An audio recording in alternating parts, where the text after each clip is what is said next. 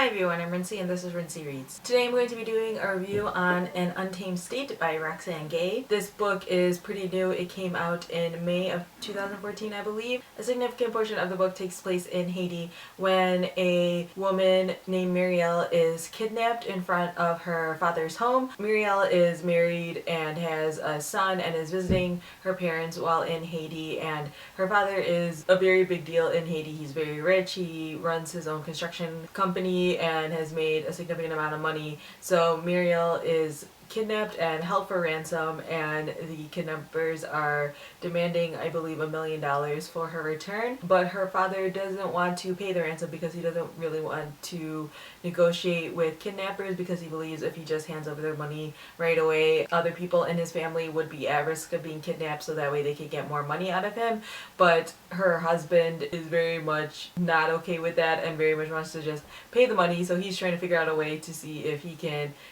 get money together or do something to be able to get his wife back. Roxane Gay is an author who I really enjoy. I've read some of her essays and just articles and things like that she's written for various websites, and I really like her writing style. This book is about 330 or 350 pages long, and it's a pretty fast read. I read this all in one day. Granted, it was a Saturday, so I had plenty of time for it, but it wasn't a very long read, and also the story itself is pretty compelling, so you kind of want to keep reading it just to know what's going to happen. I will say that this story is graphic, so if you are younger or if you have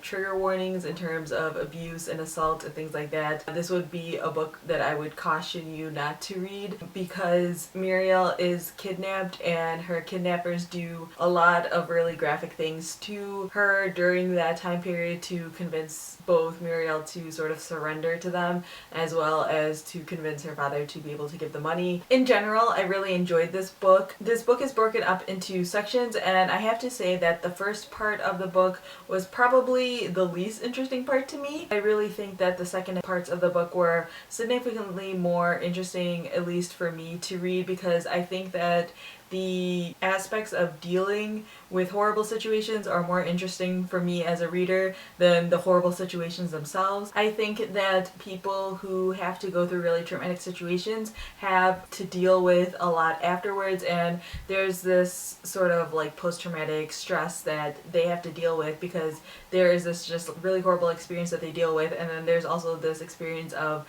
being sort of detached from everyone who you know, because they don't really understand what you're going through or what's happened to you or anything like that, so they don't know how to deal with you, and you also kind of don't know how to deal with them anymore either. So I find that disconnect and sort of learning how to sort of acclimate to society, I suppose would be the word, again after those experiences, I find that story a lot more interesting than just the story of having something horrible bad happen. One problem that I did have with this book that I want to talk about is the characters in this book. It's not so much that the characters are bad characters or anything like that, but I feel like there could have been a lot more depth and complexity to them. I was talking to Jenny from Adultish Books after reading this book, because she has read this book as well, and she was saying how Haiti is the most interesting and most complex character in this book, and I definitely agree with her in that aspect. One of the things that is explored in this book is the complexity of Haiti as being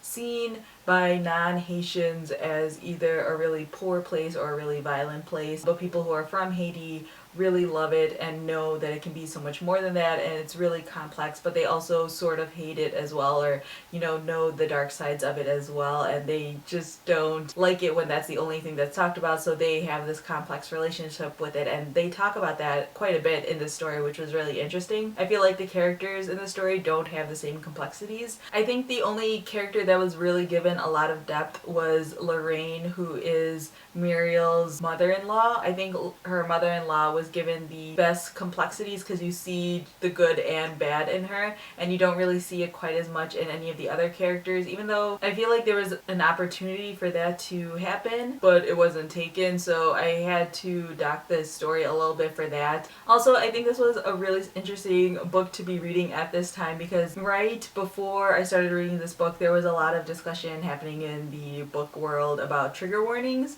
and then also I was reading this over the weekend, and over the weekend weekend there's this really horrible shooting that happened at UCSB. Basically, there was just a lot of really interesting discussions in terms of abuse and rape and violence against women, and so reading this book while those real life things were happening was providing me with a lot of just interesting perspective, and just the idea that a lot of times people who go through these experiences don't really talk about it very much. So I feel like this provided a really interesting point of view and really explored what it's like to have to deal with those situations, as well as what it's like for the people around them and how they try to be helpful but they might not necessarily be helpful, or how the things that they need are not the things that society or anyone knows how to provide. I will say, as another negative, one thing that I did have a problem with was the ending. It felt like it wrapped up a little bit too nicely, and there's a point in the ending where time sort of jumps ahead and it sort of gives you a conclusion on the different characters and provides you with a little bit of perspective of what has happened since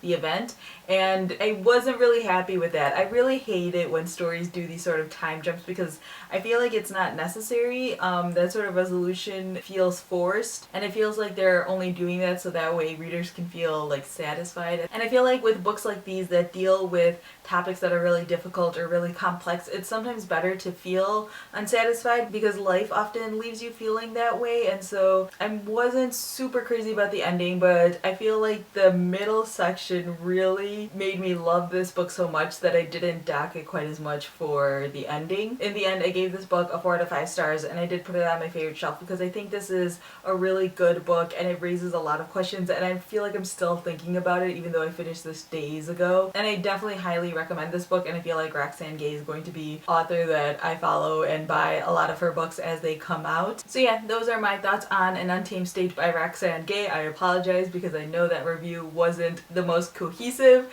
but I feel like there's just a lot in my brain and it was hard for me to get it all into a relatively short, cohesive review. If you have read this book, feel free to leave your comments down below letting me know what you thought of it, or if you have any questions about the book, feel free to leave those down in the comment section as well. I will also leave some links down below to some other people who did reviews on this book because I've been seeing this on Steve Reads Books and Token in America, I believe both did reviews, and I think a couple other people. So I will leave those links in the description as well in case you guys are interested in that. So yeah, that's all I have for now, and thanks for watching.